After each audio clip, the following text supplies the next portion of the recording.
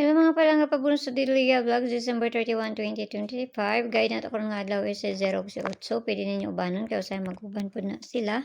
So mamasin taan yun sa maayo ani dalion na nato ni, no?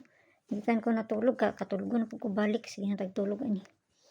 Tugnaw mo gud kayo diri. Sige na tagtulog. Okay, so pabonus to gahapon is si 354. Mo ni pabonus to gahapon ha. Mo ni pabonus to gahapon. So, para na to karon nga adlaw kani pwede mo mag 99 or mag double ana. Nakaparsa siya dito sa Inday. Adtuan na siya dito basta ganahan mo ano, all na siya ha. PR today base par. Kana sa ganahan mo, di mo ganahan ayun nyo abay kung tanawon ninyo nga layo na siya. So, dili na to sa pabonus kay dili lang tamo man ani.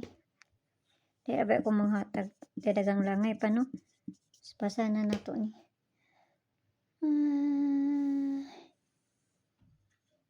Dali lang ha. Saan naman itong pabonus sa to ani oy. Imasin sa daan ni, no? Kaya sa pabonus na to is si 137. Kana ha.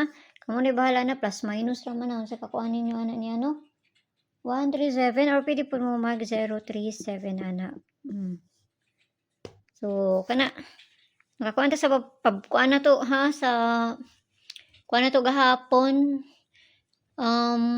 Sa tawagan ni. Pamintin na to gahapon nga si 143 no. Nakarambol ta ato. So, ilisan na nato ng isa. Napa to si 529.